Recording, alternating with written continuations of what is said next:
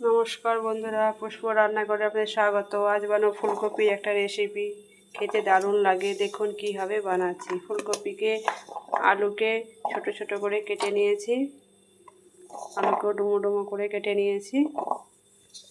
কড়াইয়ে তেল দিয়ে দিয়েছি, তেল গরম হয়ে গেছে। এবার ফুলকপি আলুটা ভেজে নেব।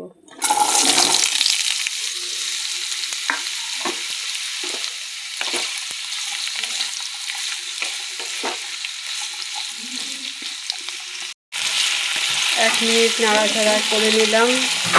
এবার দিয়ে দেবো হলুদ,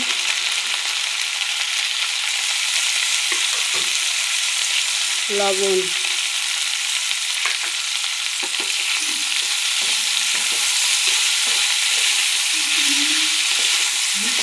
হলুদ লবণ দিয়ে ভালো করে নাড়াচাড়া করে গ্যাসকে মিডিয়াম ফ্লেমে রেখে ঢাকা দিয়ে দেবো।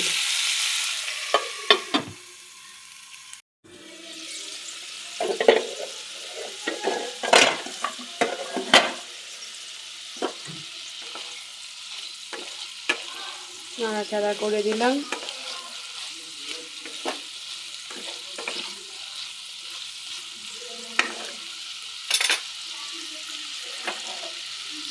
আবার ঢেকে দেব।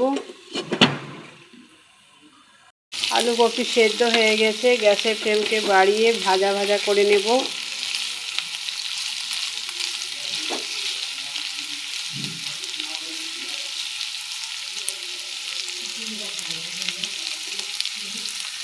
আলু ফুলকপি লাল লাল করে ভাজা হয়ে গেছে, এবার তুলে নেব।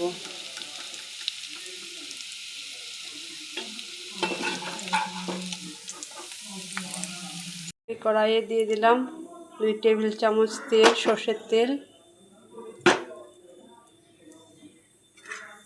তেল গরম হয়ে গেছে, দিয়ে দেবো ফোড়ন, গোটা গরম মশলা, এলাচ ফাটিয়ে নিয়েছি, লবঙ্গ, শুকনো লঙ্কা, তেজপাতা, দারচিনি।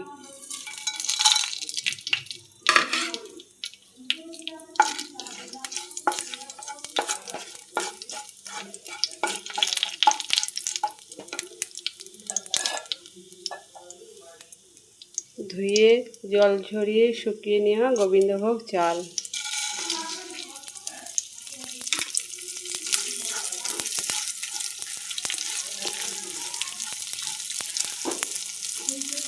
চালটাকে নাড়াচাড়া করে একটু লাল লাল করে ভেজে নেব। চালটি লাল লাল করে ভেজে নিয়েছি। এবার দিয়ে দেবো গ্রেট করা 1 চামচ আদা।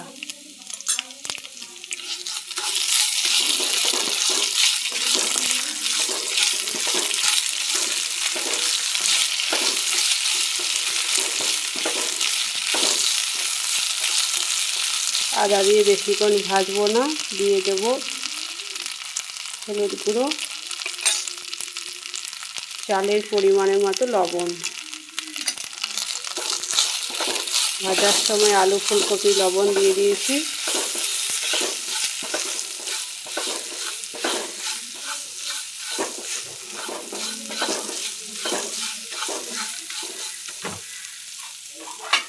এবার দিয়ে দেবো ভেজে রাখা আলু ফুলকপি।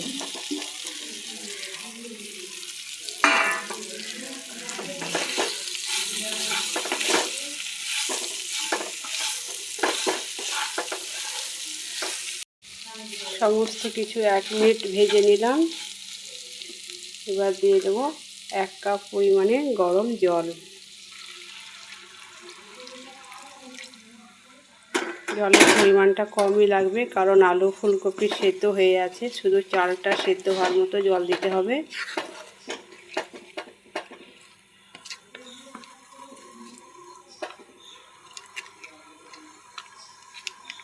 আর ঢাকা দেওয়ার প্রয়োজন নেই। 1 মিনিট পর একটু নাড়াচাড়া করে দেব। চালটা অর্ধেক সেদ্ধ হয়ে গেছে।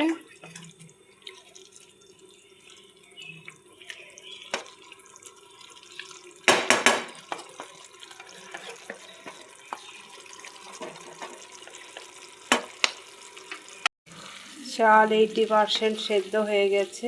এবার দিয়ে দেব ঘি, অল্প পরিমাণে ঘি।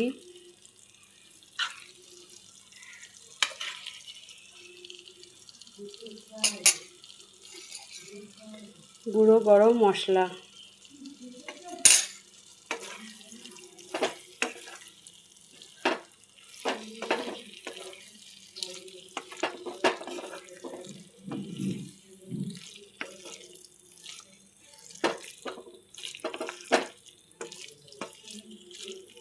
সমস্ত কিছু একসঙ্গে মিক্স করে নিলাম।